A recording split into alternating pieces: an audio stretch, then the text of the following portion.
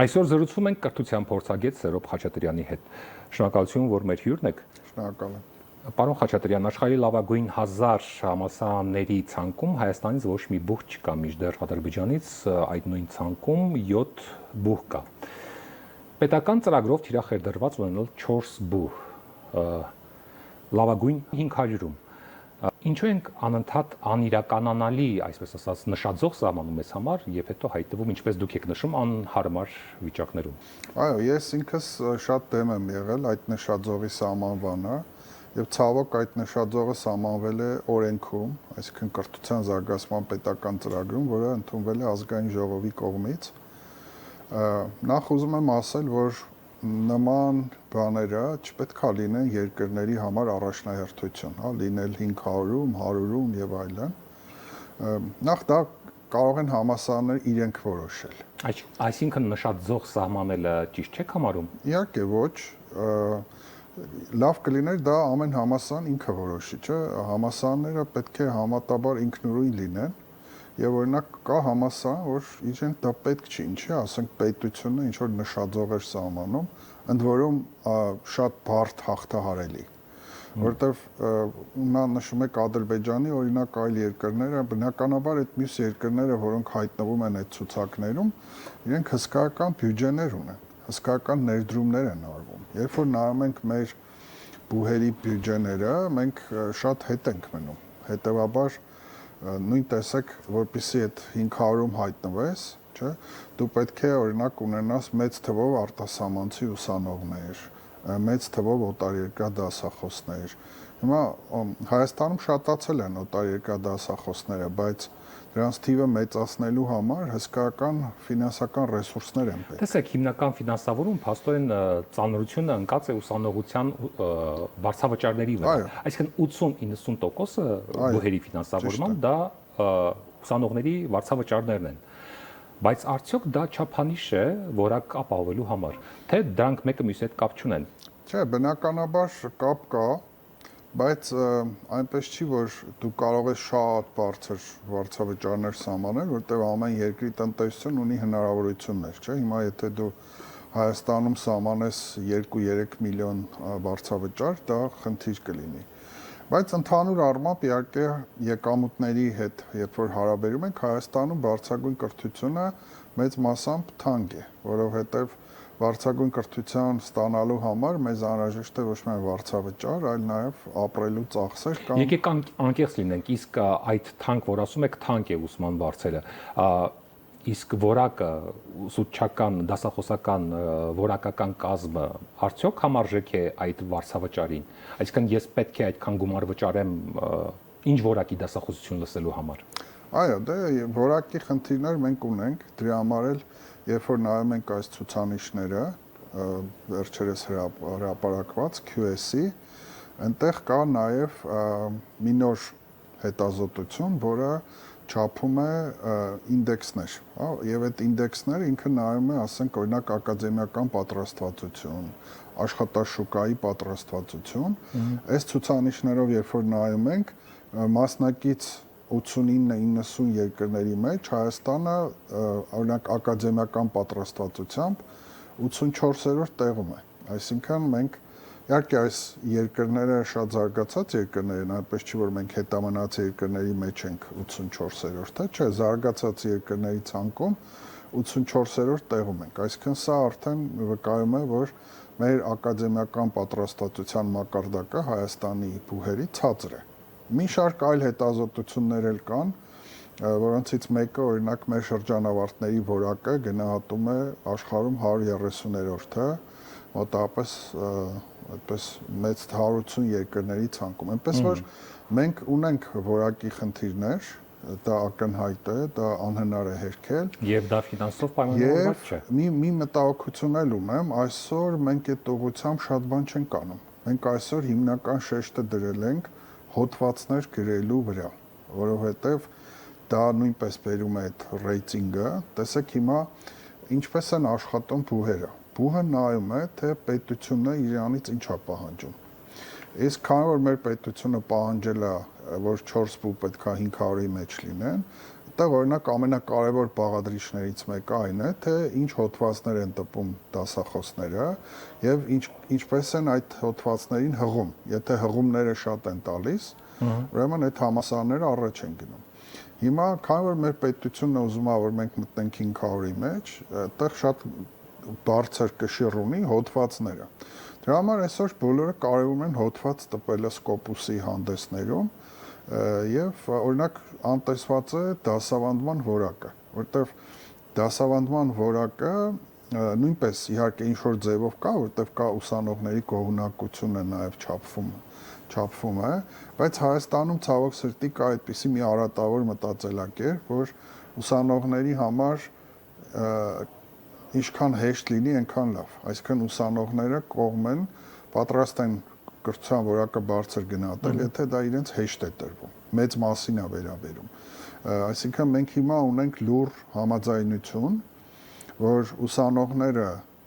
չեն բողոքում դասախոսների որակից, բայց դրա դիմաց էլ դասախոսները ավելի բարձր գնահատականներ են նշանակում եւ արդյունքում մենք ունենք թվանշանների ինֆլյացիա բուհական համակարգում։ Տեսեք, ֆինանսավորումից խոսեցինք, բայց միջազգային վիճակագրությունը ցույց է տալիս, որ միայն համախառն ներքին արդյունքից կրթության հատկացվող տոկոսը որակի երաշխիք չէ, ինչպես քիչ առաջ նշեցի։ Օրինակ Նամիբիան կրթության վրա ծախսում է իր համախառն ներքին արդյունքի 9.1%-ը, Ալժիրը 9%-ը,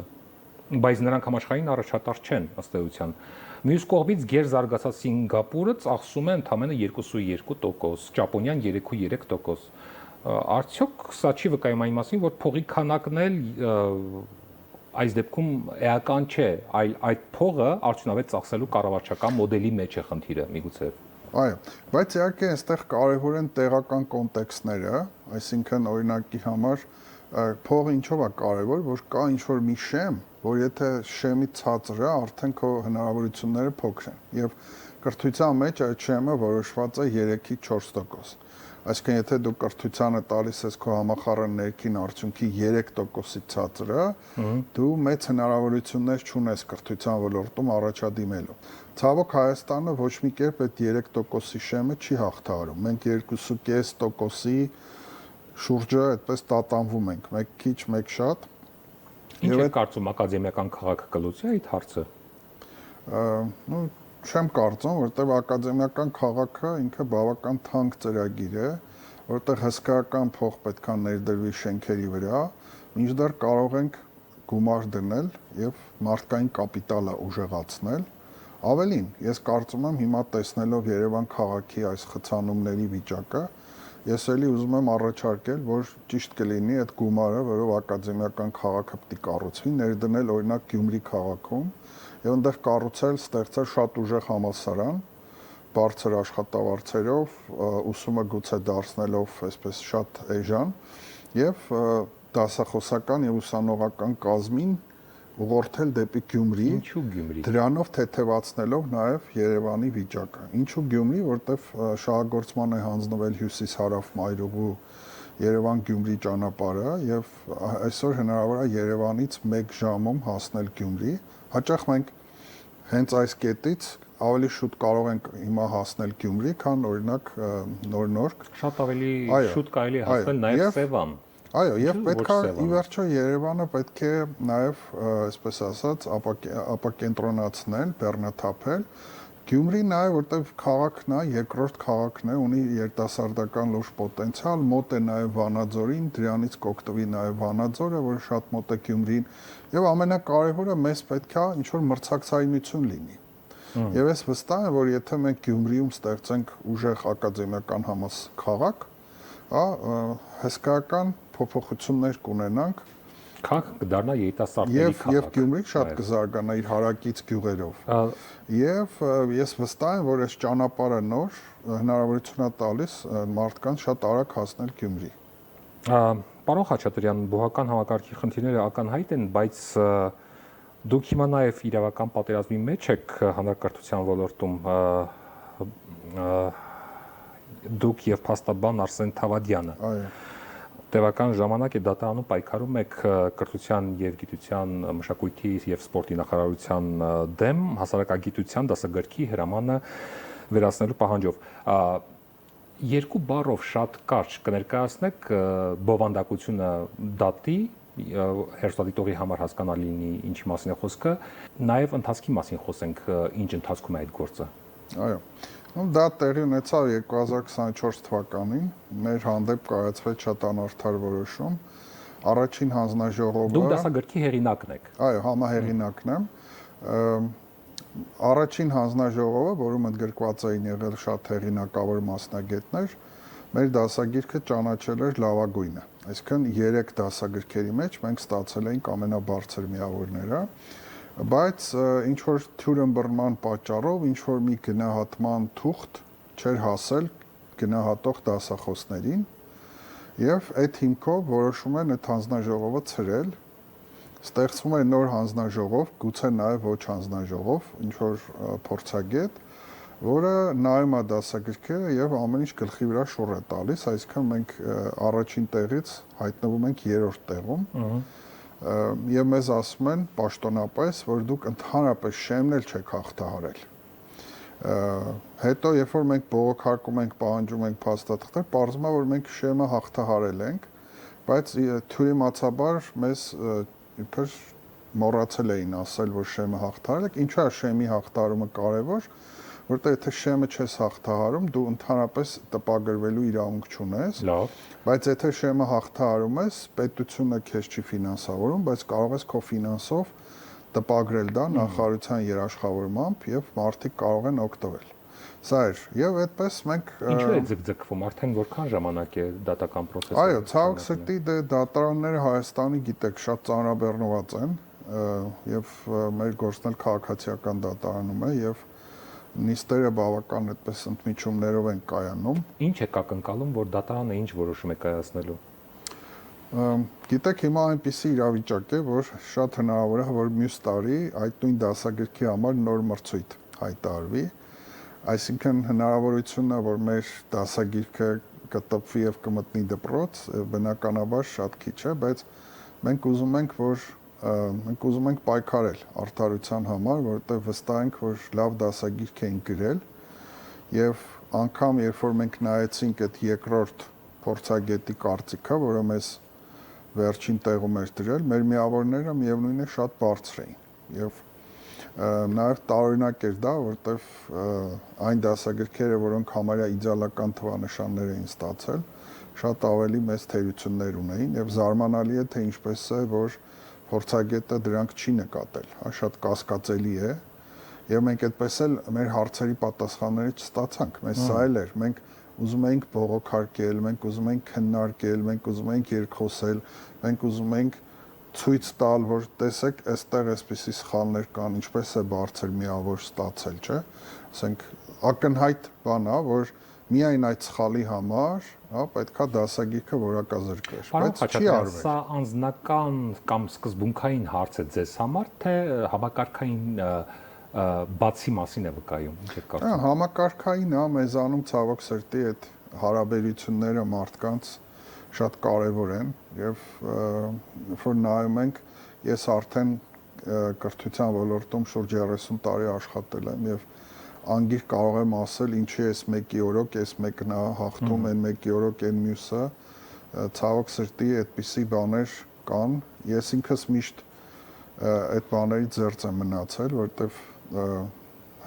անկախ փորձագետ եմ, հա, որևէ այդպես բան չունեմ, կողմնորոշում ինչ որ թեկվածություն, փորձում եմ օբյեկտիվ եւ անկախ լինել եւ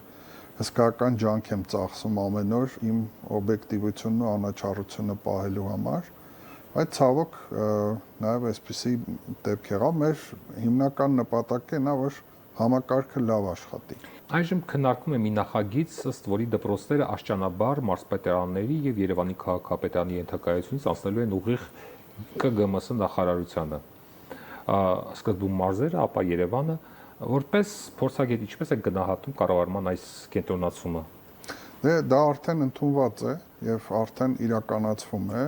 սեպտեմբերից բոլոր մարզերի դպրոցները կանցնեն նախարարության ենթակայության բովանդակային մասով, իսկ Երևանը հաջորդ 2027 թվականի սեպտեմբերի 1-ից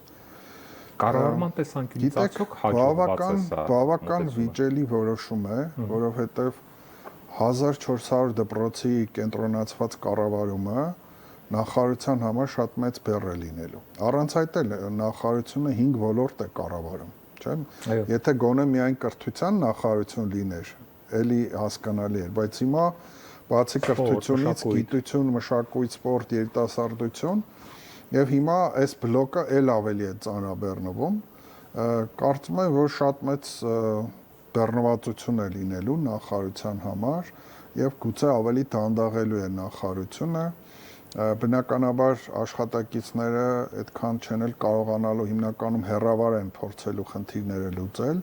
որտեվ այդքան գնալ գալու ծախսերը շատ մեծ են լինելու, նախարարության աշխատակազմը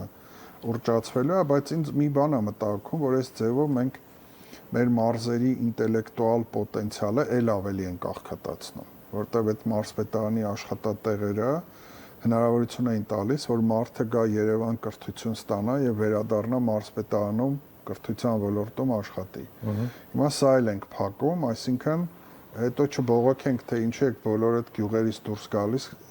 մնում Երևանում, որտեվ այն աշխատատեղերը, որոնք այսօր մարզպետարանում են,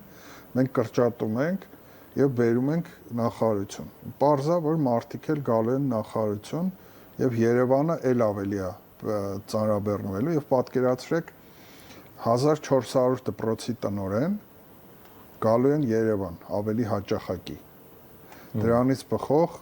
հետո չասենք ինչա Երևանը ծանրաբեռնում, որտեվ այդ 1400 տնօրենները մեծ մասամբ այսօր գնում էին իրենց մարզպետարանների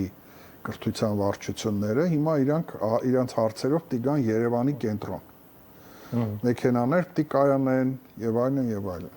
Մնալու խնդիր պետք է լուծեն։ Այո, դրացի ծախսեր։ Պարոն Խաչատրյան, երբ մի կողմից ունենք դատական քաշքշուկներ դասագրքերի պատճառով, սխալ դասագրքերի պատճառով, այսպես ասենք,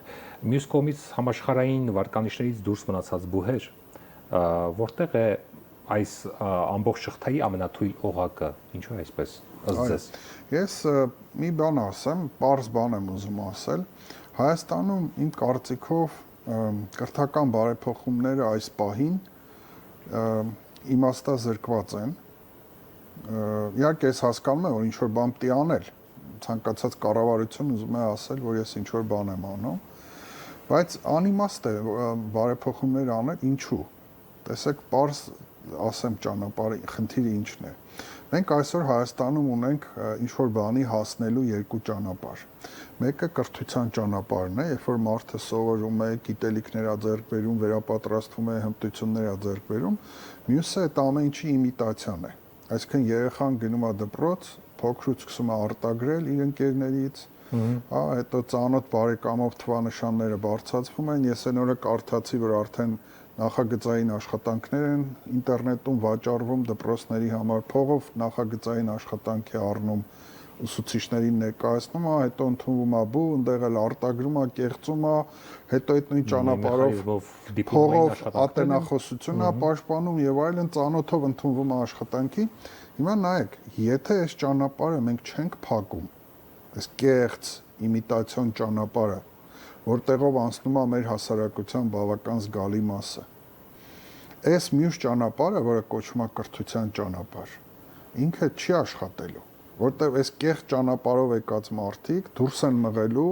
այս մարդկանց կամ օգտագործելու են այս մարդկանց տաղանդը իրենց համար։ Դրա համար ես կարծում եմ, որ մինչև մենք այդ կեղծ ճանապարհները չփակենք, այս մյուս ճանապարհը իր արդյունավետությունը ցույց չի տալու։ Ինչ ուզում եք արեք Հայաստանում, որոշ ժամանակ հետո դա կեղծվելու է։